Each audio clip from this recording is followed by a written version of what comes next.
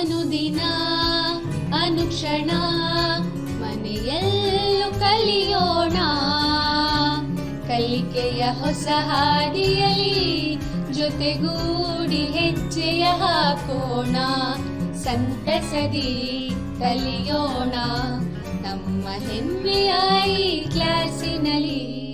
Yes, sir. Yes, teacher. Present, ma'am. औज़ुबिल्लाहि मिनश्शैतानिर्रजीम, बिस्मिल्लाहिर्रहमानिर्रहीम। अस्सलामु अलैकुम। मैं हुमैरा बेगम, AGT government Urdu higher primary school Shamshi नगर तालुका ज़िला बिदर। आज की इस ऑनलाइन क्लास में आप सभी तलबा का ई क्लास प्रोग्राम में इस्तकबाल करती हूँ। खुशामदीद। मज़मून समाजी साइंस, जमात हश्तुम, शाख तारीख़, सबक नंबर 4। सबक का नाम दुनिया की क़दीम तहज़ीबें का हम आज शुरुआत करेंगे। बच्चों सबक शुरू करने से पहले मैं आपसे चंद तमहीदी सवालात करूँगी। उम्मीद करती हूँ कि आपके जवाबात दुरुस्त होंगे। तो बच्चों बताइए, सबसे पहला सवाल है, दुनिया के चंद मशहूर दरियाओं के नाम बताइए। सोचिए बच्चों। जी हाँ, दुनिया के चंद मशहूर दरियाओं के नाम अमेज़न, गंगा, कावेरी, मिसिसिपी, नील वगैरह हैं।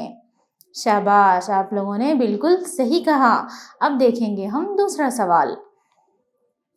दुनिया की सबसे तवील दरिया का नाम बताइए बच्चों। दुनिया की सबसे तवील दरिया का नाम बताइए बच्चों। सोचिए। जी हाँ, बिल्कुल आपने सही कहा। जवाब है दरियाए नील। दरियाए नील क्या है? दुनिया की सबसे तवील दरिया है। अच्छा बच्चों, किस मुल्क को दरियाए नील का तोहफा कहा जाता है बताइए। किस मुल्क को दरियाए नील का तोहफा कहा जाता है? सोचिए, वो कौन सा मुल्क है जिसको हम दरियाए नील का तोहफा कहते हैं? सोचिए। जी हाँ, आप लोगों ने बिल्कुल सही कहा। कौन सा मुल्क है वो? मिस्र। वो है मिस्र मुल्क, जो हम दरियाए नील का उसको तोहफा कहते हैं। शाबाश। तो आज हम मिस्री तहज़ीब के बारे में मालूमात हासिल करेंगे, मिस्री सबक का मुताला करेंगे। तो बच्चों तैयार हो आप? शाबाश।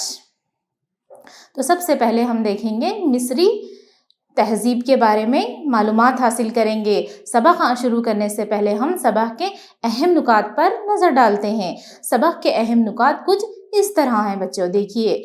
सबसे पहले मिस्री तहज़ीब, मिस्रियों की देन, वादिये नील, समाजी ज़िंदगी, मम्मी का तरीक़ा, एहराम मिस्र की हुकूमत, गैर मुल्कियों के हमले, क्लोपत्रा। ये है बच्चों हमारे सबक के अहम नुकात। तो हम सबसे पहले जानेंगे मिस्री तहज़ीब के बारे में। तो बच्चों देखिए, मिस्री तहज़ीब दुनिया की हर तहज़ीब नदियों या वादियों में परवान चढ़ी। बच्चों हम देखते हैं कि हर तहज़ीब का जन्म नदियों या वादियों के किनारे होता है, या नदियों या वादियों के करीब होता है, जिससे उन्हें फलने फूलने में मदद मिलती है। यानी कि दुनिया की हर तहज़ीब नदियों या वादियों में परवान चढ़ती है। मिस्री तहज़ीब भी दरियाए नील की वजह से वजूद में आई। मिस्री तहज़ीब क्या है बच्चों? दरियाए नील की वजह से वजूद में आई। जैसा कि हम यहाँ पर देख सकते हैं, ये दरियाए नील है, और इसी दरिया के वजह से कौन सी तहज़ीब वजूद में आई बच्चों? दरियाए नील की वजह से कौन सी तहज़ीब वजूद में आई? मिस्री तहज़ीब। देखें बच्चों, ये है दरियाए नील। यहाँ मिलने वाले आसार से मिस्री तहज़ीब की अज़मत मालूम होती है। अज़ीम अहराम, मुजस्समे, मंदिरें मिस्र की तहज़ीब और तारीख़ के बारे में मालूमात देते हैं। ये क्या है बच्चों? मुजस्समे हैं, مصری تہذیب میں کس طرح کے مجسمے ہوا کرتے تھے ہم تصویر میں دیکھ رہے ہیں. یہ ہے منادر ہے بچوں، اور یہ ہے احرام، عظیم احرام، مصر کے عظیم احرام. تو ان چیزوں سے، ان تصویروں سے ہمیں کیا ہے، مصری تہذیب کی تاریخ معلوم ہوتی ہے، وہاں کی تہذیب معلوم ہوتی ہے. ان تمام چیزوں سے یعنی احرام، عظیم احرام، مجسمے، منادر وغیرہ سے ہمیں تاریخ کی تہذیب، مصری تہذیب کی تاریخ معلوم کرنے میں مدد ملتی ہے بچوں. اب دیکھیں گے ہم مصریوں کی دین. مصری لوگ بڑے ماہر زراعت تھے بچوں. مصری لوگ کیا تھے، کاشتکاری کے بہت نئے نئے طریقے جانتے تھے اور وہ زراعت کرنے میں بہت ماہر تھے. مصری لوگ بڑے ماہر زراعت تھے. ان کو آب پاشی کی کئی معلومات حاصل تھیں بچوں. دیکھیں یہاں پر مصری لوگ کیا ہیں، بڑے ماہر زراعت تھے اور ان کو آب پاشی کی کئی معلومات حاصل تھیں. یہاں پہ جو ہم دیکھ رہے ہیں نا، یہ پانی جو کھیتوں میں دیا جاتا ہے اس کو ہم کیا کہتے ہیں، آب پاشی. وہ آب پاشی کے کئی طریقوں سے واقف تھے. اور ان کی دین کیا ہے بچوں، دیکھیں گے انہوں نے تقویم کیلنڈر بنائے تھے جس کی وجہ سے وقت معلوم کرنا، وقت دریافت کرنا آسان ہو گیا تھا. دیکھیں بچوں، کیلنڈر کیا ہے، مصریوں کی دین ہے. مصری لوگ ہی نے کیلنڈر کا ایجاد کیا. تو یہاں پر ہم کیلنڈر کی ایک تصویر دیکھ سکتے ہیں. تحریر، یہ لوگ سب سے زیادہ فن تحریر میں ماہر تھے. ان کی تحریر کو ہیروگرافک یعنی مقدس تحریریں کہتے ہیں. یہاں پر ہم تصویر میں ان کی تحریر کس طرح ہوا کرتی تھی دیکھ سکتے ہیں بچوں. دیکھیں یہاں پر یہ لوگ سب سے زیادہ کیا ہے، فن تحریر کے فن میں بہت ماہر تھے اور ان کی تحریر کو ہیروگرافکس یعنی مقدس تحریریں کہتی ہیں. ان تحریر کا ایک نمونہ آپ اس تصویر میں دیکھ سکتے ہیں. دیکھیں بچوں، تھرڈ پوائنٹ کیا ہے، جن میں چھوٹی چھوٹی تصویریں نقوش بھی ہوا کرتی تھیں. یہ ایک علامتی تحریر تھی بچوں. دیکھیں اس طرح کے نقوش بھی ہوا کرتے تھے جو ہم تصویر میں دیکھ رہے ہیں. اس طرح کے نقوش بھی ہوا کرتے تھے. یہ ایک علامتی تصویر تھی جو ہم ان تصویر سے ہم دیکھ سکتے ہیں کہ ان کی تحریریں کس طرح کی ہوا کرتی تھیں، جن میں چھوٹی چھوٹی نقوش ہوا کرتے تھے. اور ایک یہ علامتی تحریر تھی کن کی بچوں، مصر کے لوگوں کی. ہم کس تہذیب کے بارے میں پڑھ رہے ہیں، مصر کی تہذیب کے بارے میں. تو مصر کی تہذیب کی تحریر، اس زمانے کی تہذیب میں جس طرح کی تحریر ہوا کرتی تھی اس کے بارے میں ہم تصویر کے ذریعے معلومات حاصل کر رہے ہیں، دیکھ رہے ہیں. دیکھیں اس میں چھوٹی چھوٹی تصویر ہوا کرتی تھی اور ایک وہ علامتی تحریر تھی بچوں.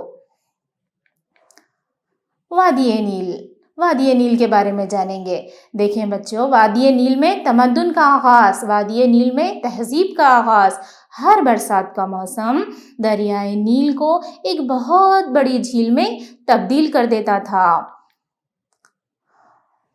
جب گرما میں جب دریائے نیل سوکھ جاتی تو زرخیز چکنی مٹی کی ایک تہہ بنتی تھی. اس پر گھاس پیدا ہو کر یہ ایک گھاس کا میدان بنتا تھا. کیا ہوتا تھا بچوں، وادی نیل ہر برسات کے موسم میں ایک بڑی جھیل میں تبدیل ہو جاتی تھی اور جب گرما کا موسم ہوتا، دریائے نیل سوکھ جاتی تو اس کے اوپر ایک زرخیز چکنی مٹی کی تہہ بنتی تھی اور اس پر گھاس پیدا ہو کر ایک گھاس کا میدان بن جاتا. اب دیکھیں گے سیلاب. وہ کام جو ہزاروں مزدوروں کی محنت سے ممکن تھا اسے محض ایک سیلاب پورا کر دیتا تھا. وہ کام جو ہزاروں مزدوروں کی محنت سے ممکن تھا اسے محض ایک سیلاب پورا کر دیتا تھا. بچوں دیکھیے سیلاب یہاں پر کتنا اہمیت کا رول ہے. سیلاب کی وجہ سے کیا ہوتا تھا بچوں، جو کام ہزار مزدوروں کی محنت سے ممکن تھا اسے صرف ایک سیلاب پورا کر دیتا تھا. زرخیز زمین اپنے باشندوں کو غذا مہیا کرتی. جہاں زرخیز زمین نہیں ہوتی تھی وہاں آب پاشی کے لیے چھوٹی چھوٹی نالیاں بنائی گئی تھیں اور ساتھ ہی ساتھ کنویں جس پانی سے سارے علاقے کو ہم پہنچایا کرتے تھے.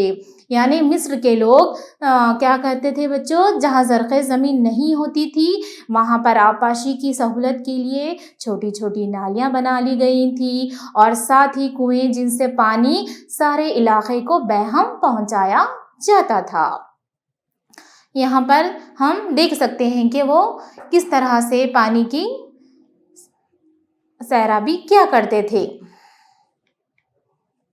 تو بچوں دیکھیں گے ہم سرگرمی۔ درج ذیل جملے مناسب الفاظ سے مکمل کیجیے۔ سب سے پہلا ہے ڈیش تہذیب بھی دریائے نیل کی وجہ سے وجود میں آئی۔ کون سی تہذیب بچوں؟ وہ کون سی تہذیب ہے جو دریائے نیل کی وجہ سے وجود میں آئی؟ کیا بتا سکتے ہیں؟ سوچئے بچوں، بتائیے۔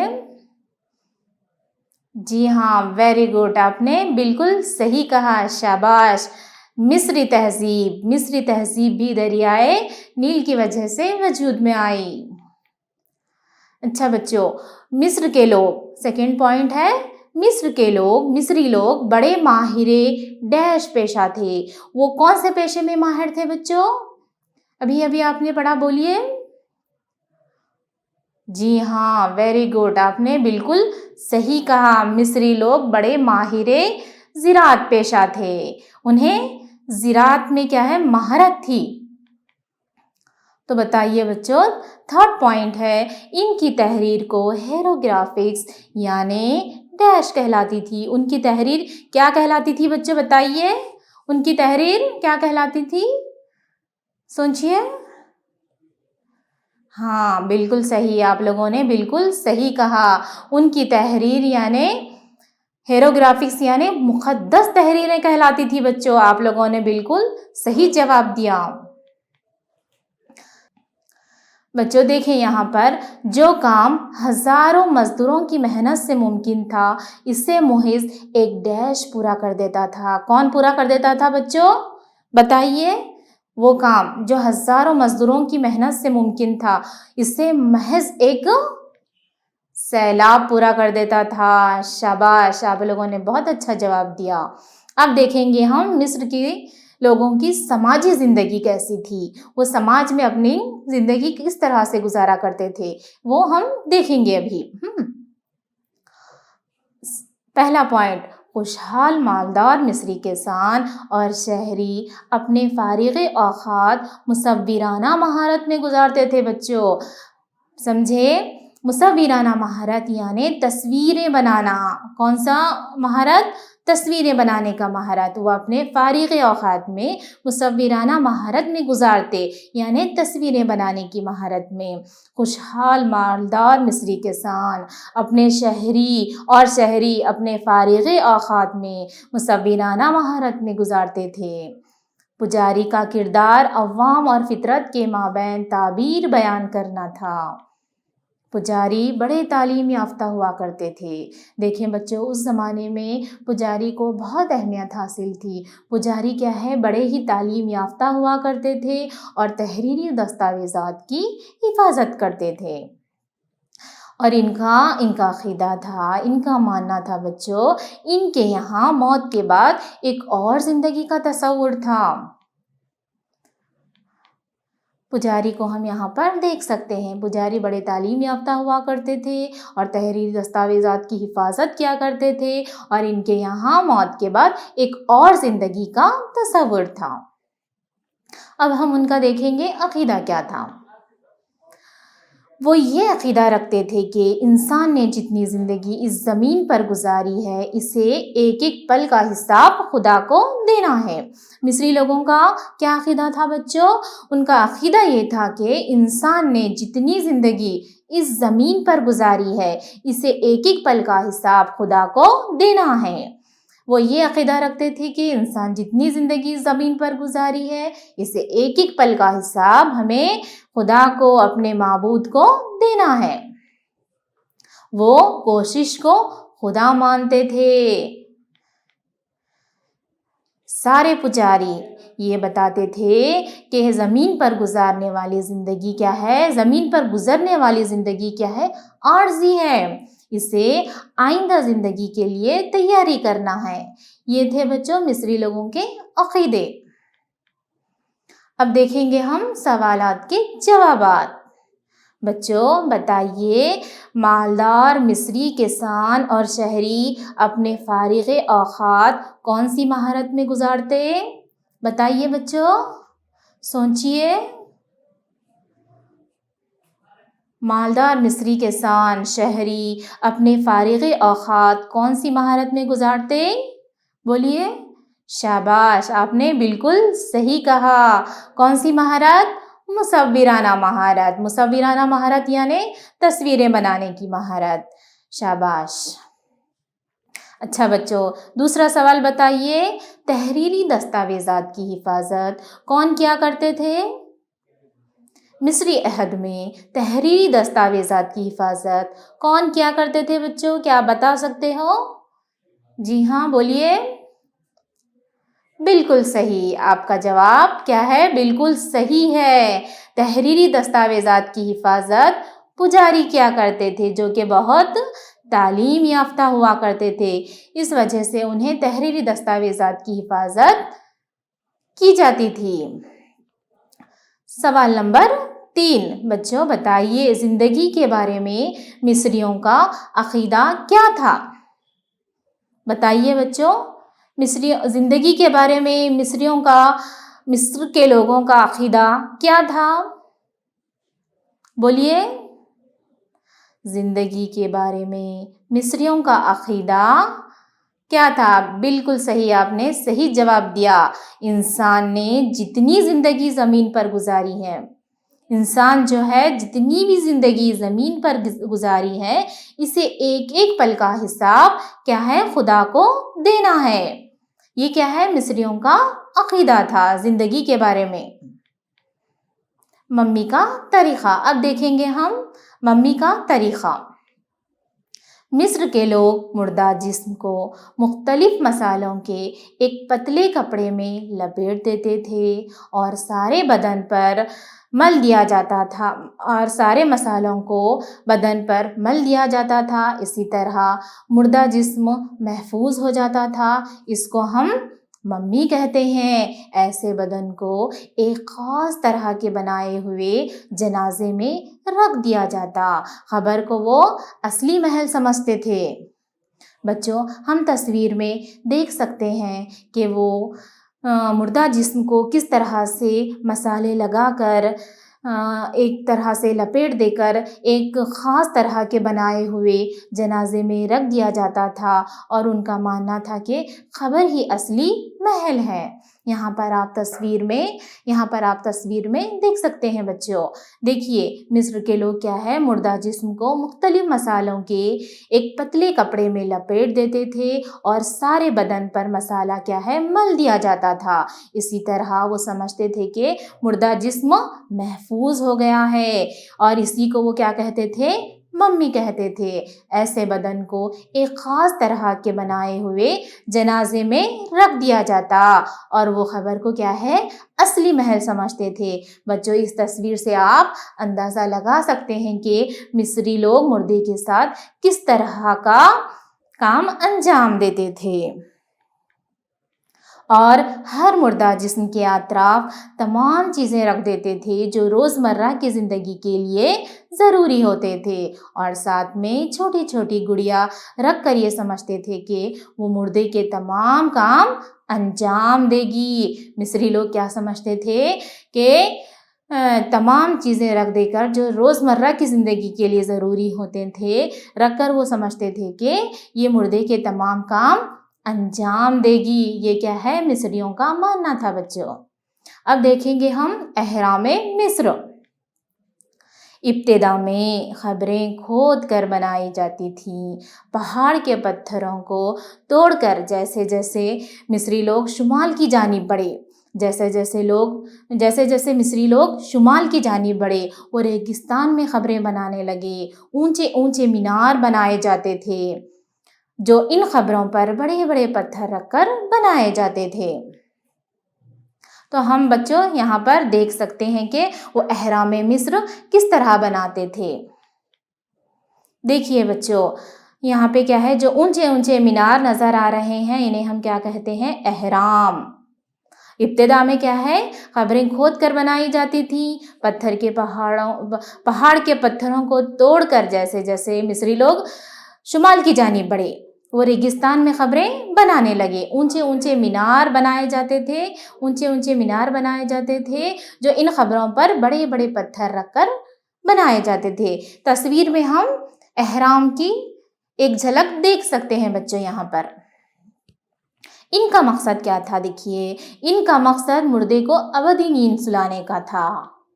بادشاہ اور مالدار لوگ ایک دوسرے سے بڑھ چڑھ کر اونچے اونچے مینار تعمیر کرتے تھے۔ یونانی لوگوں نے اسے پیرامڈ یعنی اہرام کا نام دیا۔ بچوں، یہ جو اونچے مینار بنائے جاتے تھے انہیں یونانی لوگوں نے کیا نام دیا؟ پیرامڈ یعنی اہرام کا نام دیا۔ اب سرگرمی کی اور بڑھتے ہیں، دیکھیں گے بچوں ممی کسے کہتے ہیں؟ بولیے بچوں، ممی کسے کہتے ہیں؟ سوچئے۔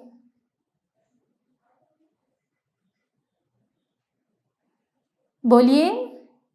جی ہاں، ممی یعنی وہ مردہ جسم جس کو مختلف مصالحوں کے ایک پتلے کپڑے میں لپیٹ دیا جاتا تھا، جس سے مردہ جسم محفوظ ہو جاتا، اسے کیا کہتے ہیں بچوں؟ ممی کہتے ہیں، ممی کہا جاتا ہے۔ کسے کہتے ہیں ممی؟ وہ مردہ جسم جس کو مختلف مصالحوں کے ایک پتلے کپڑے میں لپیٹ دیا جاتا اور وہ ان کا ماننا تھا کہ مردہ جسم محفوظ ہو جاتا ہے، اسی کو ہم کیا کہتے ہیں؟ ممی کہتے ہیں۔ شاباش، آپ نے جواب بالکل صحیح دیا۔ دوسرا سوال دیکھیں بچوں، مصری لوگ قبروں پر بڑے بڑے پتھر رکھ کر جو اونچے اونچے مینار بنایا کرتے تھے، اسے یونانی لوگوں نے کیا نام دیا بچوں؟ بتائیے۔ مصری لوگ قبروں پر بڑے بڑے پتھر رکھ کر جو اونچے اونچے مینار بنایا کرتے تھے، اسے یونانی لوگوں نے کیا نام دیا؟ بتائیے۔ شاباش، آپ نے بالکل صحیح کہا، اسے یونانی لوگوں نے پیرامڈ یعنی اہرام کا نام دیا۔ آپ کا جواب بالکل درست ہے۔ اب دیکھیں گے مصر کی حکومت اور وہاں کے بادشاہ۔ دیکھیں بچوں، مصر کے بادشاہوں کو فاروس یعنی فرعون کہا جاتا تھا۔ فاروس کے معنی وہ آدمی جو عالیشان محل میں رہتا ہو۔ کسان اور عوام فاروس کو ہی اپنا بادشاہ تسلیم کرتے تھے۔ آزادی کے بعد مصر میں 20 صدیوں تک خوشحال زندگی رہی۔ مصر کی حکومت دیکھیں بچوں، مصر کے بادشاہوں کو فاروس یعنی فرعون کہا جاتا تھا۔ فاروس کے معنی ہیں وہ آدمی جو عالیشان محل میں رہتا ہو۔ کسان اور عوام فاروس کو ہی اپنا بادشاہ تسلیم کرتے تھے۔ آزادی کے بعد مصر میں 20 سال تک زندگی کیا ہے؟ بہت خوشحال زندگی رہی۔ دیکھیں بچوں، یہ ہے مصر کے بادشاہ فرعون۔ مصر کے بادشاہوں کو فرعون کہا جاتا تھا۔ ان کی بادشاہ کی تصویریں کچھ اس طرح کی بتائی گئی ہیں بچوں، دیکھیں یہاں پر۔ غیر ملکیوں کے حملے۔ مصر پر کئی غیر ملکیوں نے حملے کیے اور حکومت کی، جس کے نام ہم یہاں پر دیکھیں گے بچوں۔ پہلا قبیلہ ہے ہیکسوئس، کیمبوسس اور سکندر اعظم کے فوجی جنرل۔ یہ کیا ہے؟ غیر ملکیاں ہیں جو مصر پر حملے کیے اور وہاں پر حکومت بھی کیے۔ سب سے پہلے ہم دیکھیں گے ہیکسوئس قبیلہ۔ اس قبیلے نے مصر پر 500 سال تک حکومت کی۔ انہوں نے مقامی لوگوں کی دولت لوٹ لی، جس کی وجہ سے وہ عوام میں مقبول نہ ہو سکے۔ مقامی لوگ ان سے اس قدر بدظن تھے کہ یہ بیرونی لوگ، یہاں تک کہ یہودی لوگ جو ریگستان سے یہاں سر چھپانے کی جگہ تلاش کرتے ہوئے آئے تھے، وہ بھی ان سے نہایت بے دلی سے ملتے تھے۔ سرگرمی۔ بچوں، مصر کے بادشاہوں کو کیا کہا جاتا ہے؟ بتائیے۔ مصر کے بادشاہوں کو کیا کہا جاتا ہے؟ بولیے۔ شاباش، مصر کے بادشاہوں کو فرعون کہا جاتا ہے۔ آپ کا جواب بالکل درست ہے۔ اور بتائیے بچوں، فارو یا فرعون کے معنی کیا ہیں؟ فارو یا فرعون کے معنی کیا ہیں بتائیے؟ فرعون کے معنی کیا ہیں بتائیے بچوں، بولیے۔ شاباش، فرعون کے معنی ہیں وہ آدمی جو عالیشان محل میں رہتا ہو۔ آپ نے صحیح کہا۔ بچوں بتائیے وہ کون سا قبیلہ ہے جس نے مصر پر 500 سال تک حکومت کی؟ سوچئے۔ جی ہاں، آپ نے بالکل صحیح کہا، وہ قبیلہ ہے ہیکسوئس قبیلہ، جس نے مصر پر 500 سال تک حکومت کی۔ اب دیکھیں گے بچوں انتظامیہ میں مدد۔ مصریوں نے غیر ملکی حکمرانوں کی انتظامیہ میں مدد کی اور ٹیکس جمع کرنے میں بھی ان کی مدد کی۔ 1700 قبل مسیح تھیبوسیس کے لوگوں نے بیرونی لوگوں کے خلاف بغاوت کی۔ لمبی مخالفت کے بعد ہیکسوئس کو ملک سے دور بھگانے میں کامیابی حاصل کی۔ مصری لوگ ایک بار پھر آزاد ہو گئے۔ کیمبوسس، اب دیکھیں گے ہم دوسری حکومت جس کا نام ہے کیمبوسس۔ ہیکسوئس قبیلے سے آزادی حاصل کرنے کے بعد 1000 سال بعد یہ دوبارہ اسیریا کے سردنافالوس کے زیر حکومت آ گئے۔ فارستان کے بادشاہ کیمبوسس نے مصر پر 6ویں صدی میں قبضہ کر لیا۔ اب دیکھیں گے ہم سکندر اعظم کے فوجی جنرل۔ سکندر اعظم نے فارستان پر 34 صدی قبل مسیح میں قبضہ کیا اور مصر کو مقدونیہ کا ایک صوبہ بنا لیا۔ سکندر اعظم کے فوجی جنرلوں میں سے ایک نے خود کو مصر کا بادشاہ قرار دیا اور ٹولمی ریاست کی بنیاد رکھی۔ دیکھیں بچوں، یہ ہے سکندر اعظم۔ انہی کے فوجی جنرل نے خود کو ایک مصر کا بادشاہ قرار دیا اور ٹولمی ریاست کی بنیاد رکھی۔ اب دیکھیں گے بچوں سرگرمی۔ سکندر اعظم کے فوجی جنرل نے خود کو کہاں کا بادشاہ قرار دیا بچوں؟ کیا آپ بتا سکتے ہو؟ بتائیے، سکندر اعظم کے فوجی جنرل نے خود کو کہاں کا بادشاہ قرار دیا؟ جواب ویری گڈ، مصر کا بادشاہ۔ سکندر اعظم کے فوجی جنرل نے خود کو مصر کا بادشاہ قرار دیا۔ اب دیکھیں گے بچوں کلیوپاترا۔ یہ دیکھیں تصویر میں جو نظر آ رہی ہے یہ کلیوپاترا ہے۔ یہ مصر کی سب سے آخری ملکہ ہے۔ سب سے آخری ملکہ جو مصر کی تھی وہ ہے کلیوپاترا۔ وہ کلیوپاترا تھی۔ اس نے اپنے ملک کو بچانے کی بے حد کوشش کی۔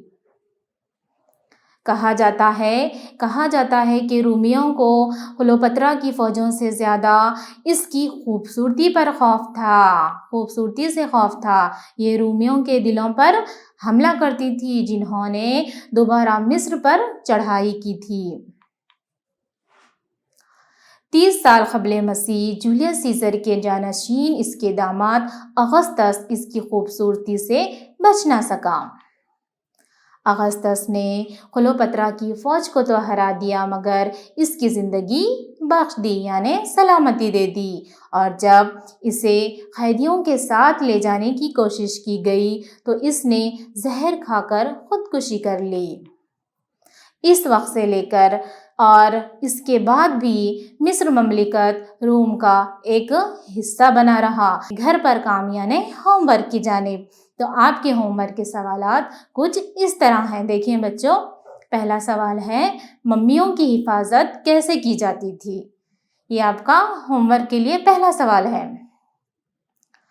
دوسرا سوال، اہرام مصر پر ایک پیراگراف لکھیے۔ تیسرا سوال، مصر کی آخری ملکہ کلیوپاترا کے بارے میں لکھیے۔ یہ آپ کا گھر کا کام ہے بچوں۔ ان سوالات کے جوابات آپ اچھے سے لکھیں میں امید کرتی ہوں کہ آپ نے سبق سے استفادہ اٹھایا ہوگا، آپ نے سبق کو اچھی طرح سمجھا ہوگا. اور ابھی کیا ہے، سبق کا اختتام ہوتا ہے. شکریہ. ಅನುದಿನ ಅನುಕ್ಷಣ ಮನೆಯಲ್ಲೂ ಕಲಿಯೋಣ ಕಲಿಕೆಯ ಹೊಸ